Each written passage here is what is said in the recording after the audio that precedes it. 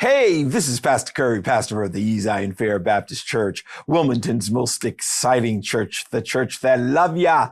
And ain't a thing you can do about it.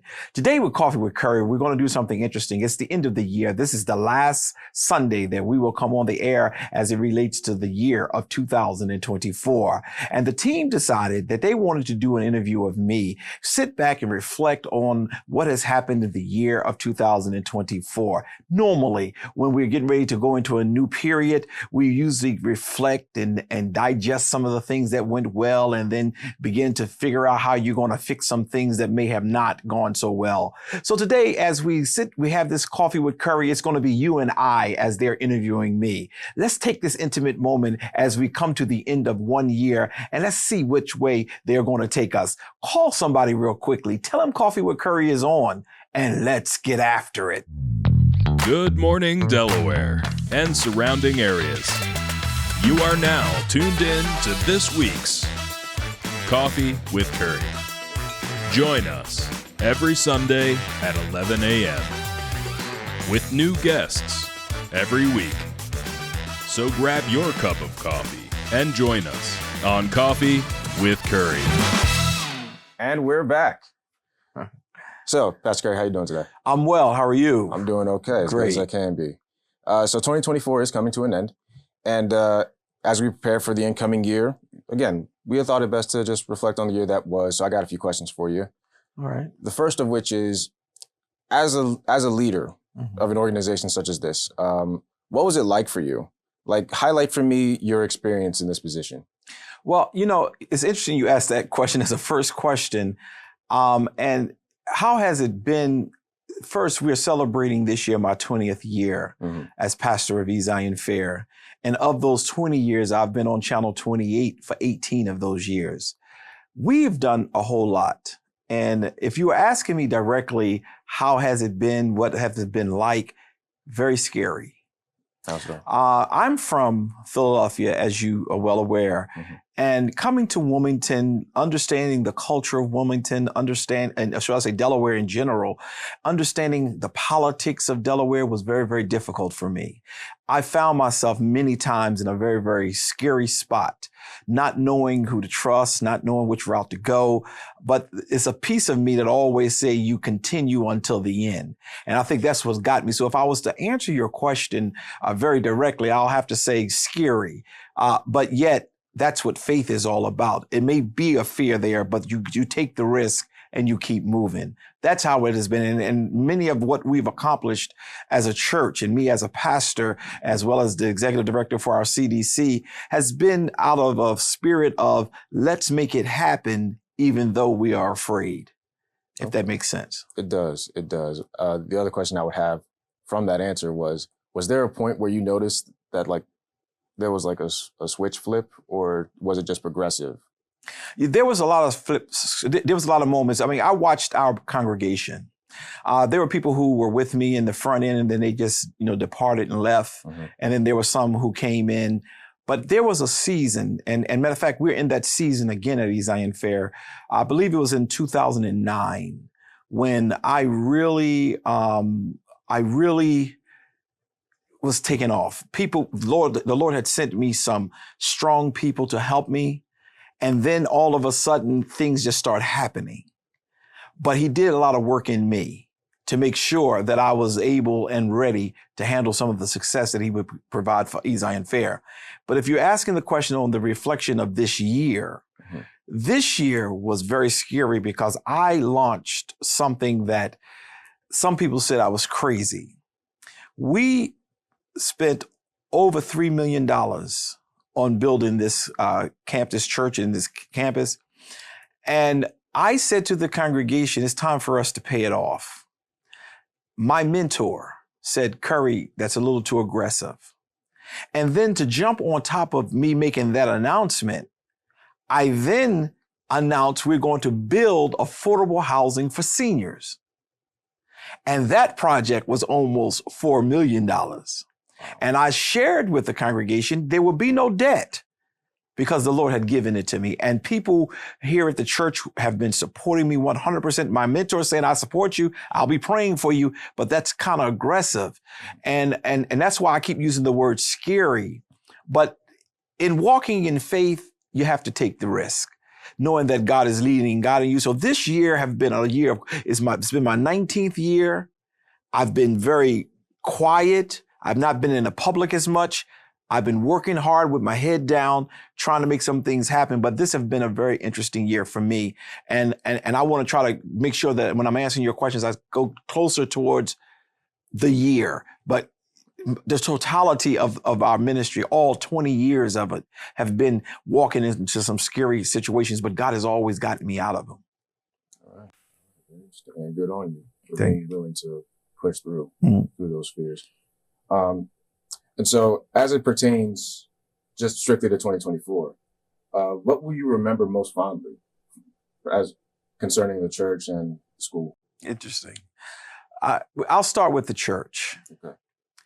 I think after we came out of COVID, many of, for the church side, of my friends across the country who have very large congregations were sharing with me how people became online worshipers.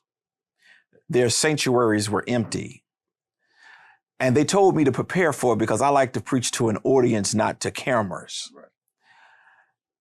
One of the highlights of this year is to see our church come back to the traditional. Now, we're not totally full yet, but when you look at our online as well as our in-service, we are way over the numbers we have been.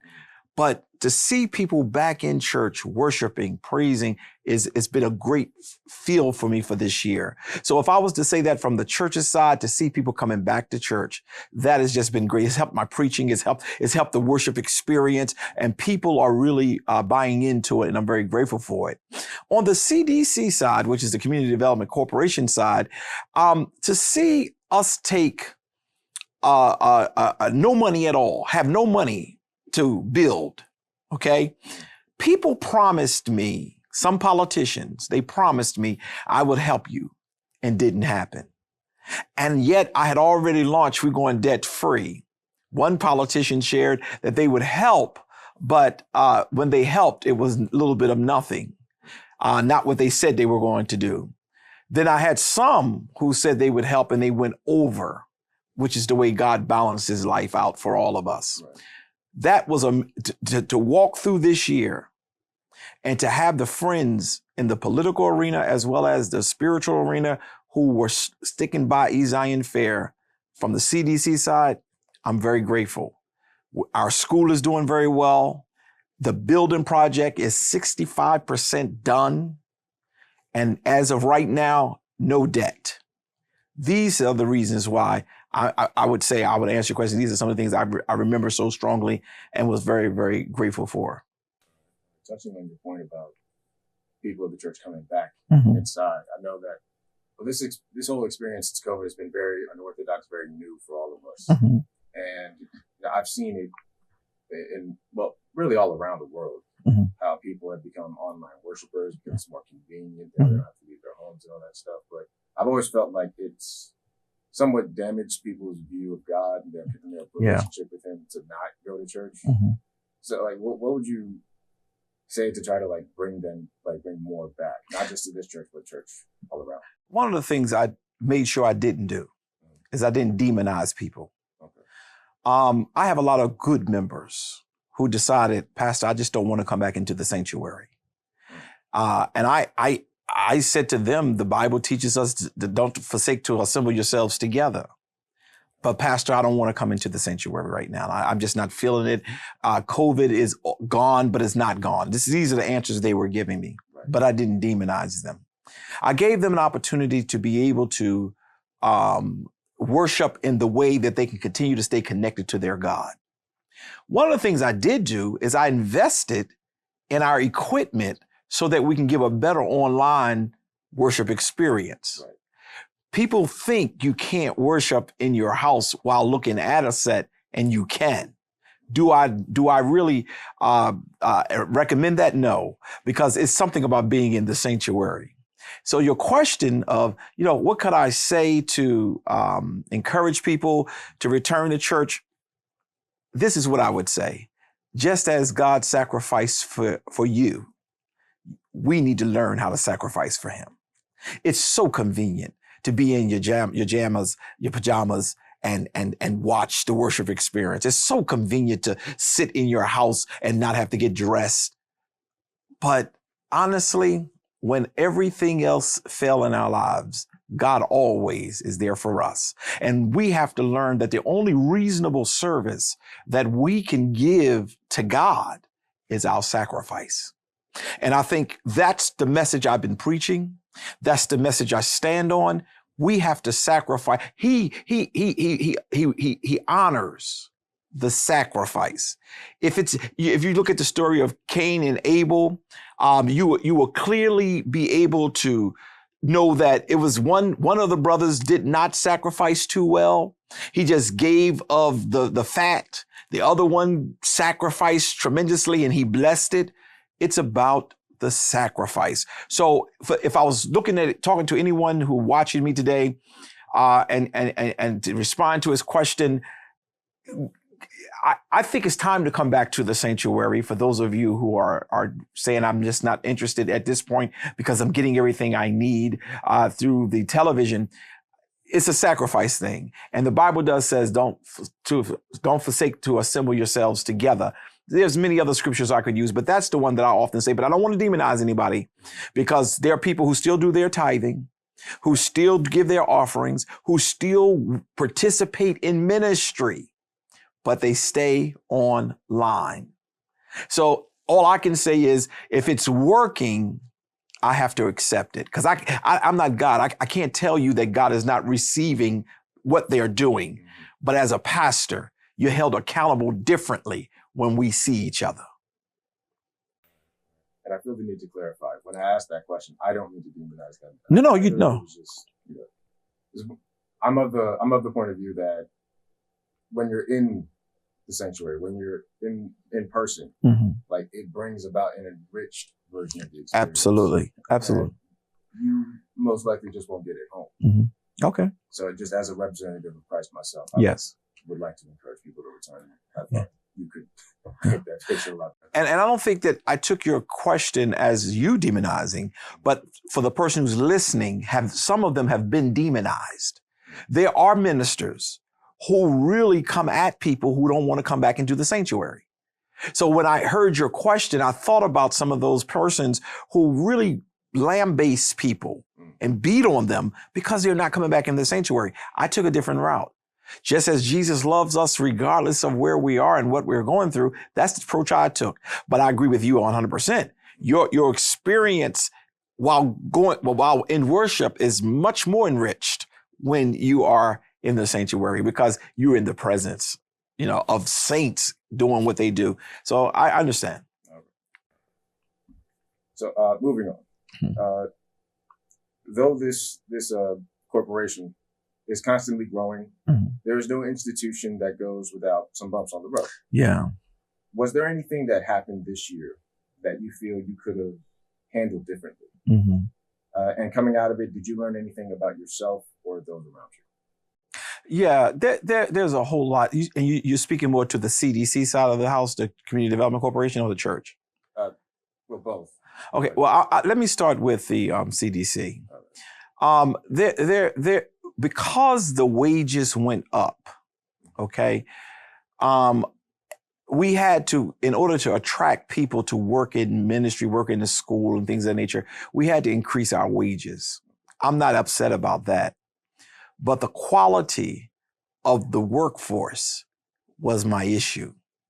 And because the quality of the workforce was kind of really bad, I mean, it wasn't just where it needed to be. People don't really want to work. They want to work a couple of months, and then after a couple of months, they want to be able to be off and collect some of the free money that is given through the government. That troubled me. But you asked, what did you learn? I learned how to reward people who are loyal. I learned how to take whatever we have and make the best out of it. While the wages was never an issue, the workforce was. And when I found out by me appreciating people to another level, I got way more out of them than I was able to get out of having many more people who may not have the skills and the talents and the desire to do what they really need to do. So on the city side, it was more or less the workforce. It was one of the bumps. What did I learn about myself? We can do it. I'm a person who's very big on excellence. I believe that whatever you do, you have to do your best. I've never worked a 9-to-5 job. I get to this office and you're here just about every day with us. I get here no later than 6:30 every morning. I don't leave before 7, 8 o'clock at night. I'm a hard worker. I don't let the little roadblocks, but God showed me, or what did I learn from the workforce being so interesting, is that whatever I need, He supplies it. Don't complain about it. I used to complain. I used to be frustrated. I am not anymore. The church side of it, there are some people who I'm now mending relationships with. I'm fixing some of the stuff that I made mistakes in. As a young pastor, I came in as a whippersnapper and I was all over the place. But I am now fixing those relationships. Some people, I pray for them and let them keep moving where they are because it is what it is. But the Lord has shown me some people that maybe I mishandled. And you don't hear this often from a pastor. You hear your pastors usually are the perfect people. I am not. I mishandled a few people. And God has it to the place where I have one more person that I need to correct the relationship, share my wrong, and try to mend it. And I'm in the process of doing that now. There were several, but I've used this year. So what did I learn from this year is that value the people God has given you. And if there was something that went wrong, fix it. And I was not that person. I was the person, move on. But God is saying, go back and fix it.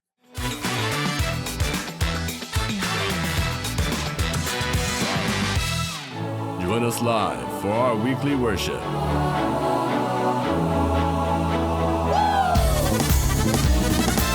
Every Sunday at 9 a.m. on Facebook and YouTube.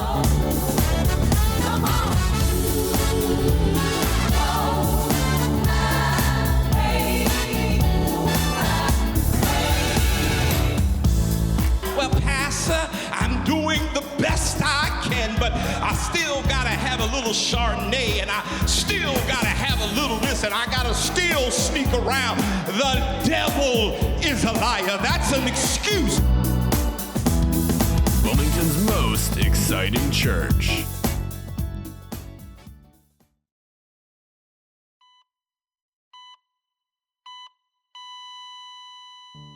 Christopher Holton. I'm very active. It was a Saturday morning. Normally I go for my normal walk. With no warning, Chris suffered a near-fatal heart attack. But thankfully, Brian Buckley, a bystander, saw him collapse and rushed to help. He did this big gasp for air and then just stopped. It's like I went into autopilot. It's like all that training I did back in the day around CPR just magically came out of nowhere. Because of the CPR training that Brian received, Chris did make it and didn't die on the trail that day. CPR training provided by the American Heart Association. Looking at your hands, these two hands could save a life. Being a father, you want to be around. You want to be around for your kids. Heart disease is America's #1 killer. To learn more about how the American Heart Association helps save lives, go to helpheart.org. Life can throw a lot at us, but what helps us through it is knowing we have a place where we feel loved, grounded, and safe. A place where we belong. A place called home. But for thousands of youth living on the streets, there's no such thing as home. Out here, it's a predatory world that can destroy lives forever. At Covenant House, we care for homeless and at-risk youth, working in communities just like yours, 24 hours a day, 7 days a week. Here, these kids will get a shower, clean clothes, nourishing meals, and a safe place to sleep. Our caring staff teach life skills, offer stability, and encourage kids to believe in themselves so they stay off the streets for good. We're committed to giving lost, scared, and hurting children a place to go, a place to call home. To help or get help, go to safeplacetosleep.org. Smiles are powerful. A simple smile can light up a whole room. And for 25 years, Smile Train has been lighting up the world with smiles. And each smile marks a step towards a brighter future. As the world's largest cleft lip and palate charity, Smile Train has supported more than 2 million life-changing cleft surgeries in over 90 countries, leaving a legacy of resilience, joy, and beaming smiles for generations of children. To learn more about cleft lips and palates and how Smile Train is supporting the cleft community all over the world, please visit smiletrain.org/learn. Smile Train, lighting up the world with smiles for 25 years. I'm Naheem Hines, professional football player and proud supporter of the Muscular Dystrophy Association. My mom was diagnosed with muscular dystrophy when I was 14, and I watched her struggle. But MDA helped her get the best treatments and care, and they also help kids like my buddy Ethan. My name is Ethan. Thanks to the Muscular Dystrophy Association and people like you, I have more hope than ever before. From day one, they've treated me like family at my local care center. MDA is the only one that funds over 150 care centers across the U.S. to help provide state-of-the-art care for adults and kids like me. MDA has been transforming the lives of people living with muscular dystrophy, ALS, and other related neuromuscular diseases. They fund the research for breakthrough treatments, care, and cures. And MDA provides support to thousands of families like mine and Ethan's in communities like yours. Thanks to MDA, kids and adults can live life to its fullest. Join us and learn more at mda.org today. How you doing, community? I'm Alexander Hackett, and I'm here today to talk about Community Staffing Agency. I am the owner of an educational staffing firm, and what we do is we staff all the schools in Delaware with substitute teachers, paraprofessionals, janitorial, and even substitute nurse. So if you have a school and you need our services, please contact me. But also, if you're in the community right now and you're looking for a job, please find me. And the way you can find me is by visiting communitystaffingagency.com, but also get into my direct line, 302-252-8982. Please contact me, please reach out. If you need assistance with your school or if you're looking to get into school, Community Staffing Agency is the place to be.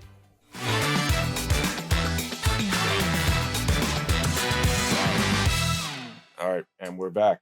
Yeah. Pastor Curry, again, I want to thank you for this opportunity for me to sit down and have a conversation with you. Yeah. So far, we talked about your experience as a leader this past year, some of the ups and downs that you've gone through. Mm-hmm. So now I want to look forward Mm-hmm. with these next few questions. A new year brings about a heightened sense of motivation. I'm sure you're more than familiar with New Year's resolutions. Mm-hmm. So corresponding to that, what are your goals for 2025 as a pastor, as a leader of the CDC, as a human being? You know, that's a very interesting question. One, I don't believe in New Year's resolutions because they only last 2 weeks and then they are done. But we do have goals. Mm-hmm. And 2025 it's going to be the year. I'll celebrate my 20th year with Zion Fair. We will pay this mortgage off. Mm-hmm. We will have built our affordable housing for seniors. Mm-hmm. Looking ahead of even that, I've already been in dialogue with a few friends about starting a Black credit union. I remember when I first came to Zion Fair, I told them in 10 years, certain things are going to happen. And they all happened. And they were like, are you crazy? This ain't going to happen. This is not going to happen. And it did. Mm-hmm. I'm a visionary. I believe that we can do it. I looked at how much interest we pay a month to the bank that we bank with for the mortgage alone. Almost $16,000 a month. Yeesh. Can you imagine if 5 or 6 of our churches come together and we start a credit union, how much money we will keep in our own community? I won't be the first pastor or church to lead such an effort, because Concord in New York, I mean, one of the greatest pulpiteers in the world. He's gone on now. Started one in years ago when it wasn't popular for African Americans to do much of anything. Mm-hmm. But it's Delaware, and we have not really seen black banking to the level we could. We got so many churches here. Right. We bank at all these local. So what I see us doing, if not completing, but getting it off the ground, is we're going to pay this mortgage off. Right. We're going to make sure that our senior housing is done, and we're going to continue to build those. We're not going to just build the 10 units that we have built now. We're going to continue. And lastly, I believe that we're going to really walk into a credit union, and it's going to be something interesting. I got another goal. I want to see Zion Fair Church grow more. You may say, well, you got 2 nice size services on Sunday morning. It's not even about the 2 services. It's about us growing spiritually as well as physically. Right. We have one of the greatest congregations. You hear every week with me on Sundays, and we have one of the greatest congregations in the world. We always talk about we are Wilmington's most exciting church, and we do that not as being arrogant, but we're just excited about God and what we do. But I have one of the greatest congregations in the world, and I'm looking forward to seeing what God is going to do for us in 25. He's been by our side. We've been up against some tough stuff. We've been up against some obstacles. We've been up against people stealing from us, hurting, trying to harm us, but we survived. I think in 25, it's going to be really strong. So I see us, just to be specific in your answer, mm-hmm. I see us getting off the ground our black credit union. I see us paying off the mortgage. I see us finishing up this affordable housing. I see the church growing physically and spiritually. And I mean, being the model church. We may not be the largest, and that's not important to me, but we want to be like a model. Some others can look to us and say, wow, look at what Zion Fair has accomplished, is accomplishing, all because of the grace of God. Not because Pastor Curry is such a great leader, not because the people have money, because our congregation is not a rich congregation, but really because the hand of God is on us. That's what I see. That's very good. And actually what became clear to me just now as you were answering, on the front door, it says like a church that is on the grow. Yes. Right. And when I first came here, I thought that was just a reference, the congregation's continuously growing. And that is true. Mm-hmm. But one thing that I really admire about you and how I think you've inspired a lot of people in this church is you are very relentless mm-hmm. in that approach to make sure that this place grows. Mm-hmm. You could have rested on your laurels when you moved into this new building. Right. Back in 2009, you could have rested on your laurels when the Wholeness Center was built in 2019. Mm-hmm. But you just talked to me about how you're going to pay off this mortgage, you're going to finish the housing, you're going to build more homes for the seniors. It's really inspiring, mm-hmm. not only as someone who attends this church, not someone who works here, but just as like a man of faith. Mm-hmm. That makes me want to go to God and be like, so what more can I do to help establish that kingdom? Mm-hmm. And you talked about that black credit union with other churches. I've never heard something like that before. Mm-hmm. To hear that it's been done before, that gives me hope that it can be accomplished here and that we can extend that. Mm-hmm. So credit to you on that, and thank you. Yeah, and the whole goal, that's why I don't want it to be is about Curry, mm-hmm. but the whole goal is to motivate others to continue to add to the kingdom. Mm-hmm. And you just said it. The whole goal of being the church on the grow is that we are constantly evolving, mm-hmm. whether it be in our spiritual lives, whether it be in our natural lives, whichever, we're evolving, and we are a light. If you know, our mission is to touch the world with love, to mm-hmm. communicate the positive power of Jesus Christ to our generation by finding hurt and meeting them. I know the whole thing, but the mm-hmm. point I'm trying to say is, you just said it. If we can show through what we do that the kingdom works, mm-hmm. it motivates you to say, God, if you can do that there, then what can you do through me in order that I may be a blessing to the kingdom of God too? And that's the whole goal. So thank you for, you're interviewing very well. I'm very impressed with your interviewing skills because you're pulling out of me way more than I had intended, but I'm very grateful for that. So yes, thank you. That is the goal. That is the goal. Yeah. So I'm doing my best here. So moving on to the next question. Much of our collective evolution as a people, as some we just touched on, as the body of Christ, is influenced by the spiritual leadership that we heed to. Mm-hmm. So From your point of view, have you noticed any changes within the congregation, as in like their reception to your teachings and how that whole thing could affect the larger community? Mm-hmm. Yeah, I can answer that many different ways, sir. And I'm gonna be very honest with you, Donald. Yes, I don't want to appear to be too far to the left, okay, but it took the Lord working with me. I spent a few years, several years of my pastoralship fighting for people to do things my way. Okay? Mm-hmm. The Lord showed me, these are my people. Lead them, and I will give them and you what you need. Just lead them. You don't have to force them. And the last 5 years, I feel that I've done a whole lot, but the last 5 years have been me leading, as opposed to setting up this, doing this, and trying to work and do all this other stuff. I hear the words that I preach being said by our congregation all the time. Love you and anything you can do about it. I hear them talking about trust God's heart when you don't understand God's hand. These are the words that the Lord gave me. And when you hear your own words that God gave you being articulated from your membership, that means they're growing and they're hearing you and receiving you. In this year, in 2024, I believe the people God has with me are with me. I believe, and I'm almost emotional now, because the people at Zion, we're family. There were some hardships that we've had, but do they receive me? Yes. If the pastor sends out an email, they are responding. For Christmas, they were very kind to me. I don't ask for much of anything, but they are this is a good congregation. And I'm at a place now where there is no fighting. Some people had to go on to other places and do whatever they do, because it's like, I'm not everybody's Kool-Aid. Right. That's natural. Yeah, but I didn't understand that. And that's the sad reality. No.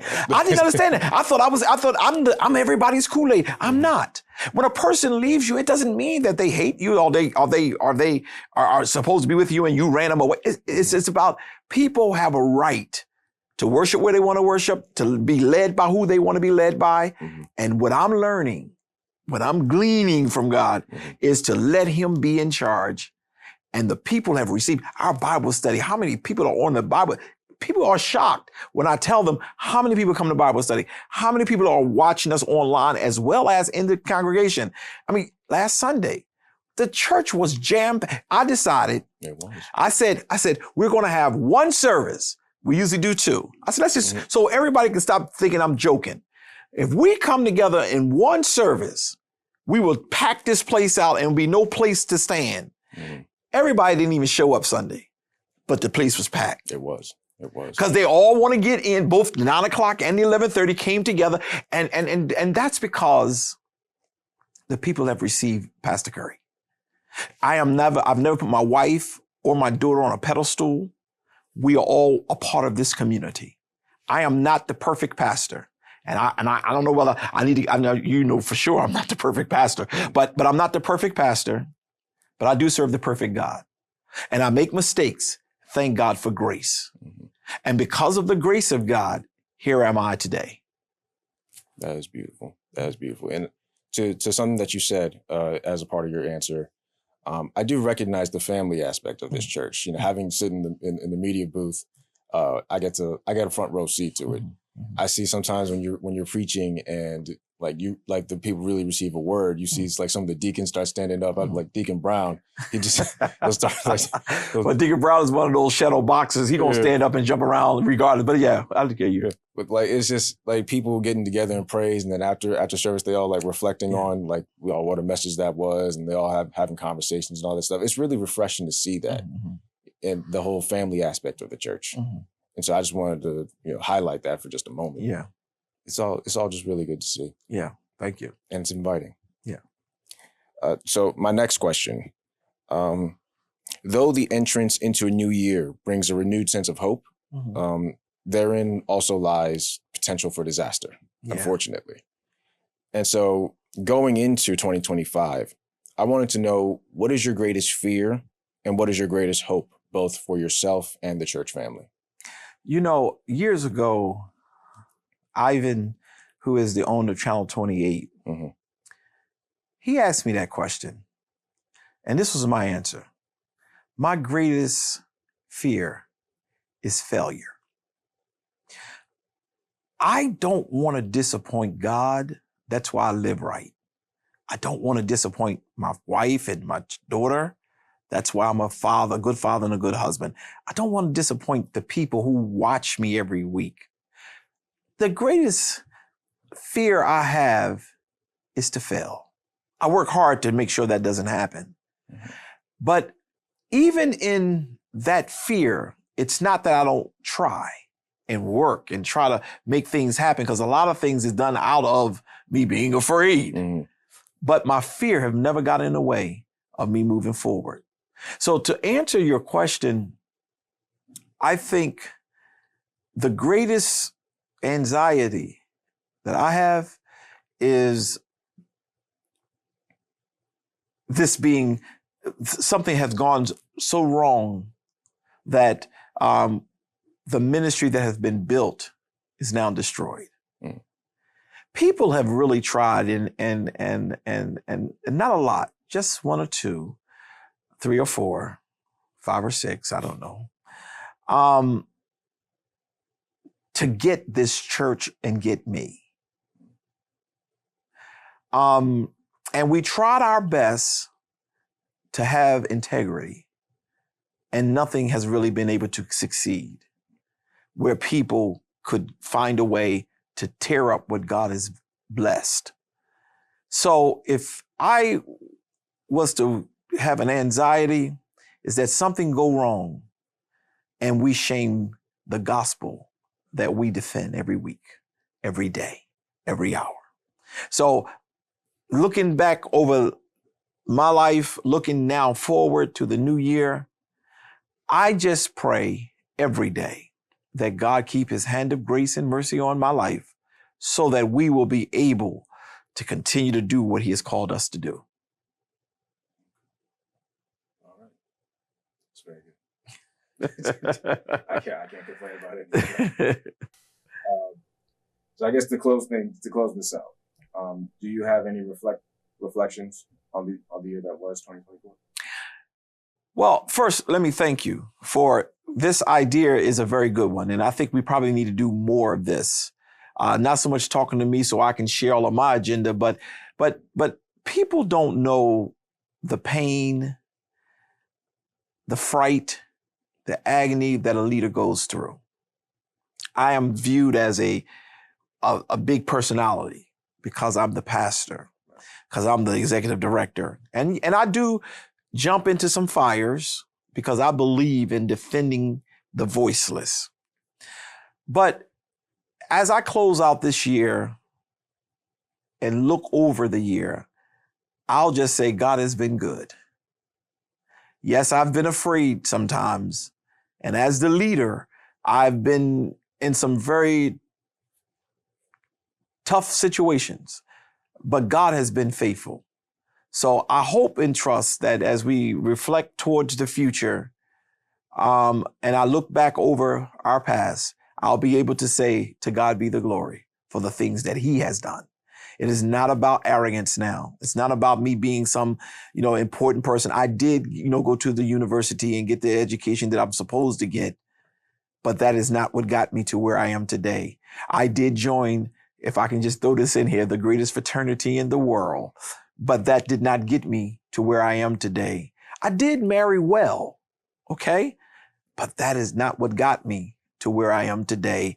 I do pastor the greatest church in the world, but that has not gotten me to where I am today. My mother, who's going home to be with glory now, was the greatest mother that one could have as a single mother, she was able to raise 5 children. And all of us, she made sure was educated and can fend for themselves. But that's not what got me to where I am. I'm also from one of the greatest ministries in Philadelphia. It's not what got me to where I am. I'm going to go a little further. I am also mentored by 2 powerful preachers who do not need me and tell me the truth all the time, even when I'm upset about it and don't like it. But that is not what got me to where I am today. Here's what got me to where I am today: the grace and the mercy of God. So no arrogance. I've not done anything of my own. I've always had to rely on the grace and the mercy of Almighty God. I'll try my best. I'm sorry. I'm sorry, but you're pulling me, and I'm appreciating it. Yeah. You don't need to apologize. And on that note, I actually want to take this time to thank you. I was very nervous going into this. I don't appear on camera very much. I'm usually behind the camera, right. In media for your church. And again, thank you for the opportunity. Yeah. But your words of encouragement, they've been very helpful, and I relish the opportunity to do something like this again. Well, it's going to happen, and we appreciate it because you did something for my daughter's birthday that this whole idea came up, and we appreciate it. And we have not had a chance to have you on the Coffee with Curry show, so this is a great entrance because even though you were interviewing me, the people who see the Coffee with Curry show, and we also have Sean, who is our director, who's behind the cameras too. I don't think we even had an interview with him yet, but we're going to have it very soon. But I appreciate y'all heart, and y'all have really made our church look good. I mean, the things that y'all do, and since we're in this moment, and even though you've interviewed me, I need to talk about the people behind the cameras, behind the scenes, who keep ministry flowing. And you and Sean, and we'll bring him on at some point. I call him my baby Jesus guy. Are the people who really keep us looking good in our media aspect, whether it be on our Instagram, whether it be on Facebook, YouTube. We're not on TikTok, I guess, because they get ready to TikTok that out. But I appreciate what y'all do. And for Sean, if you're watching, thank you for the work that you provide to the Ezion Fair family and how the direction that you have put the media ministry in. And I said to both of you a couple of weeks ago that, we did have a guy who was really good. Vince was one of the best who really took Ezion Fair to another level. You two came in behind him and he trained both of you really. And my expectation was just keep us on the air. Well, y'all busted my expectation and y'all did exceptional. And Ezion Fair family is grateful too. They talk about you all quite often. So thank you for what you all do. And for those of you who are watching today, and I know this is not, I was being interviewed. I just want to say thank all of the people behind the cameras and behind the scene who continue to do the work. This year would not have been successful had it not been for the people who was pushing us from behind the scene. While I may look good on the camera, while I may be having all these shows every week, the truth of the matter is the people who are behind the scene who makes it work. So I want to say thank you to all of them, from the culinary staff to the media, the musicians, choir directors, teachers, all. Thank you so very much for this time. And I'm just grateful. I mean, I know I took over your little show, but I apologize. I'm just grateful. If there anything else you want to ask me before I go? I think I got everything I need. You think you got everything you need? Well, I'm going to say this to you all as I'm closing out for the year. Thank you.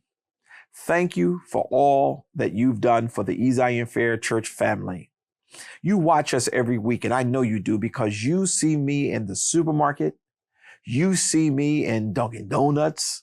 You see me in the stores, and you say, Pastor Curry, I love the show. Or Pastor Curry, the source was strong. I appreciate that. It is not our desire to take away from anything, but to add to enrich, and to make greater.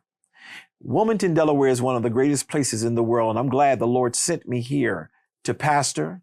This is my first time ever pastoring. The last 20 years, I've been a part of this community, and we've done a whole lot of great things together. Twin B. Brown started me on Channel 28. 18 years ago, I was a new pastor into the city, and he said, you should be on the air. I came on the air and have not left it since. I give a tribute to him, and I give a tribute to every person, whether it be Ivan and Dennis at Channel 28, who was still very kind to us, and we're grateful for it. I want to thank every person who constantly, over and over and over again, watch us. This is the end of the year. This is the last Sunday. Just in 3 days, we will go into a new year. This is what God is promising. He's promising to make you the head and not the tail. He's promising to make you above and not beneath. Walk in the victory that God has established for your life. Live, my brother. Live, my sister. Because at the end of the day, God's got your back. Until the next time, may the Lord God bless you real good.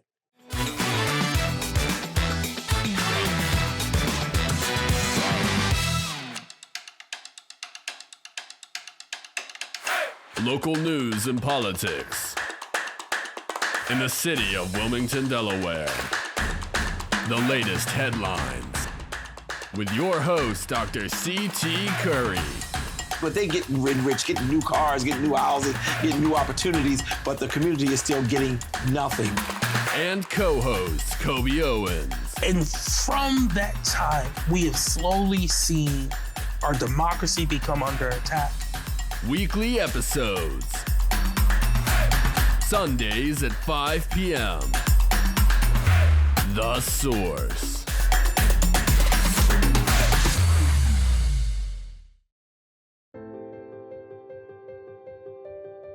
As a mom, I want my kids' lives to be filled with joy and possibility. And I want that for every kid. That's why I support No Kid Hungry. They work in schools and communities to make sure every kid gets the healthy meals they need. Please join me in supporting No Kid Hungry for all kids. Thank you.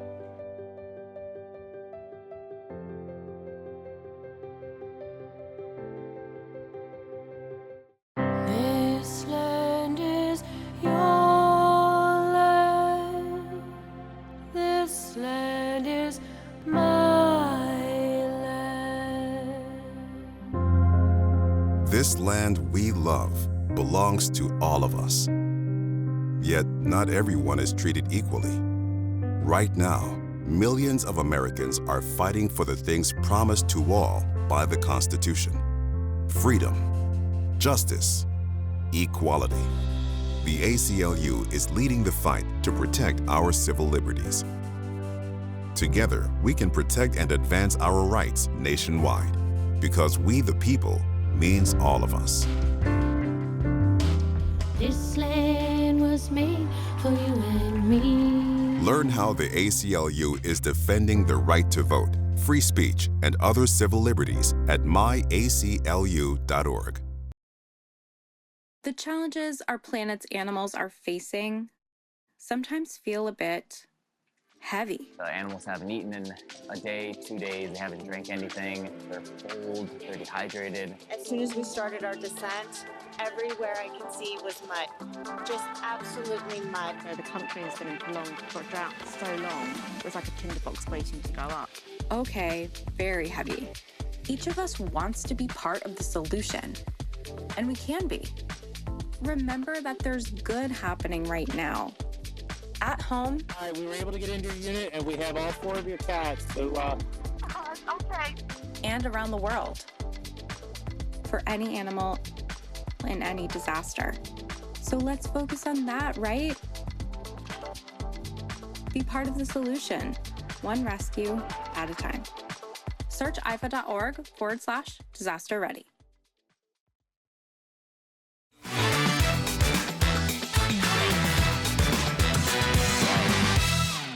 And we're back.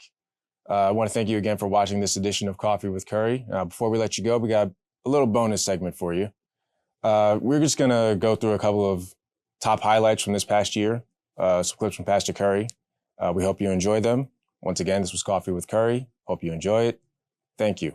Have a blessed day. Always gratitude. gratitude, to take a moment for anybody who's done anything for you or with you to express gratitude. And I would certainly be remiss if I didn't take the opportunity to thank you for you've always been there and supportive of me and my family and whatever venture it is that I am. So I'm thankful for that. And you know, success does not happen in a vacuum. You don't do it alone. You don't do it on your own. There's always somebody who's poured into you. And I would say always take a moment to express your gratitude and to thank people for what they have poured or instilled in you. And I want to thank you. Well, and I thank you too, because I don't care when I call you, you come out. I said to Tony one time, I said he's a very humble, real brother. Is with us today, and she honored me by coming in the greatest colors in the world, and that's that purple with touches of gold. She knew what place she was going in, just like every good Delta I know, y'all know how to make it work. Absolutely. Welcome to the Coffee with Curry show. Thank you. My partner, my lifelong dance partner, his name is Mark. He's wonderful. He is like my rock. We will be married for 20 years. Wow. Next 20 year. years. 20 years. Wow, you're going to look to be 20. That's awesome. I'll take it. Okay. We have 5 children. We are a blended. 5? No wonder he's your dance partner. Excuse me, I'm so sorry, but wow, 5. Yes, we are beautifully blended. Now, as I'm watching various groups that are marginalized, various things where people feel like this way is the only way, I'm grateful that no one get to choose what religion I serve. Mm-hmm. And in understanding that, and as an educated person, I then now understand that I have to open up and make sure that I am not discriminating against someone else who may not see things my way. Yeah. Well, and I look, you know, that's something that I very truly believe in, that we are stronger together. Mm-hmm. And, you know, as an LGBTQ person, I know that there's a lot of diversity of thought around who I am and my identity. And there's a lot of diversity of thought in faith communities. And I respect that, because I think fundamentally at the end of the day, we can all have a different perspective on a whole host of issues. We can all live our faith slightly differently, as long as we come back to that universal truth, which is that we are all created in God's image. We are all children of God, and we are all deserving of dignity and respect. And I just want to let everyone know, yes, I am running for Wilmington City Council 1st District. I'm super excited. This is the community in which I was born and raised in. It's the community that helped raise me. It's the community that I give back to constantly. I sit on the board of the PAL Center, which is in the heart of the district, working with hundreds of families throughout the district.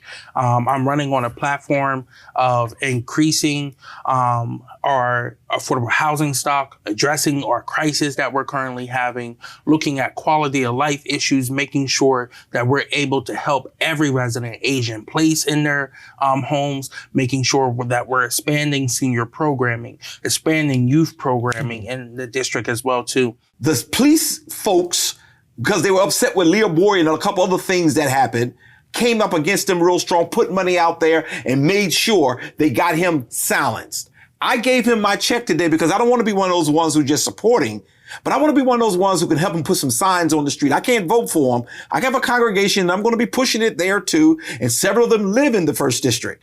But it's important that you understand they don't want him in city council. They don't want him elected into any office because he will bring issues and will upset the establishment, but not in a disrespectful way. I've not seen Kobe in a meeting. There were times we were fighting for people. Kobe sit there and he's strategic and making sure he's heard. We need him. So I'm begging you in my preacher voice. If I was a Baptist preacher, I'll start humming for you right quickly. But I'm begging you to please vote. Please vote. 1st District, there's an obligation we have to make sure we lift up as we are moving forward. And I think Kobe will be your person. As I sent him a donation today, I gave it to him directly. I want to make sure you get that opportunity too. He's been on this show for the entire time. Many of you have said to me, Pastor, where's Kobe? I haven't seen him in a week or so. He's out there fighting and trying to make stuff happen. Sometimes he can't make the show, but he's always been here, starting with Jay Street. Then he remained once Jay left us, and he's still here now. I am grateful. And I hope that you will be too. This is Kobe Owens. And he's also elect 1st District, what I would call representative for the city of Wilmington. Yes. I had to interrupt our little flow because I'm so happy and proud of you. Thank so you. to all of you who are watching, all of you who are part of the 1st District who decided to just not go with establishment and go with the grassroots, we thank you. Again, this is Dr. Curry. This is Kobe Owens. And welcome to The Source. This mayor has been very anti-homeless. Yeah. This mayor has been very anti-neighborhood. We had $52 million come into us. And yes, you invested in the east side, but a lot of those people are still struggling. A lot of those people are just getting moved out and not going to be moved in. Side. Yeah. That's not investment in their lives. Exactly. Okay. You want to, and I know Carney campaigned on this too, but you as a mayor try to say, oh, you helped secure getting a new school building in Wilmington.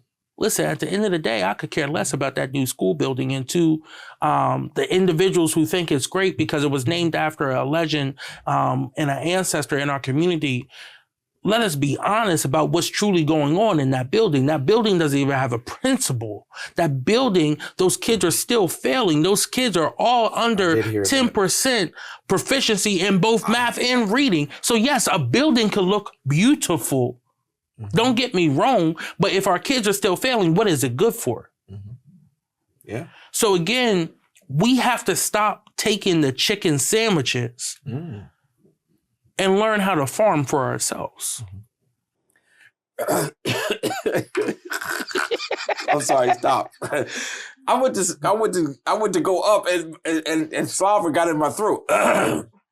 The work that God had assigned to their lives and the work that God has assigned to our lives is continuous. God didn't bring you through all the hell he brought you from just for you to sit and wait for some preacher to pray over you. God didn't bring you through all the stuff he brought you through just so you can wait on some prayer cloth to arrive in the mail. God says, you got power. Come on, touch yourself and say, I got power. As a matter of fact, I want you to believe that because too often we don't believe what the preacher is trying to tell us. You don't need nobody but Jesus. If something is happening in your life today, I want you to call on his name and you'll find out that demons will back up off of you. Since the human body has many parts, but the many parts make up one whole body, so it is with the body of Christ. Some of us are Jews, some are Gentiles, some are slaves, and some are free. But we have all been baptized into one body by one Spirit, and we all share the same Spirit. Yes, the body has many different parts, not just one part. If the foot says, I am not a part of the body, because I am not a hand, that does not make it any less a part of the body. And if the ear is saying, I am not part of the body because I am not an eye, would that make it any less a part of the body? If you call yourself a Christian, don't you ever think Satan is going to sit back and just let you ride on in on easy street. He's out to take your life. He's out to take your family. In fact, somebody who's listening to me right now is facing a mountain of difficulty, a mountain of despair, a mountain of devastation. Yet there is sweet relief in knowing that God is a mountain mover.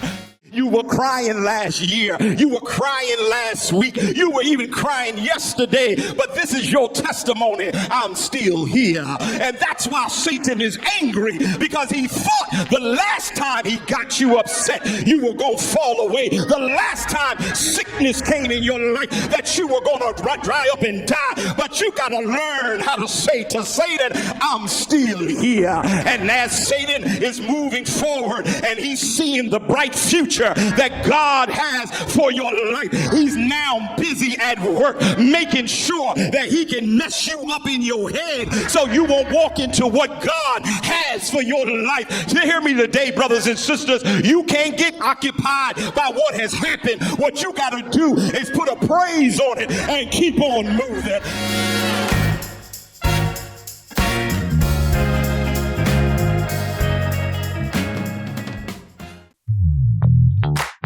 Thank you for watching this episode of Coffee with Curry. Tune in next week, Sunday at 11 a.m.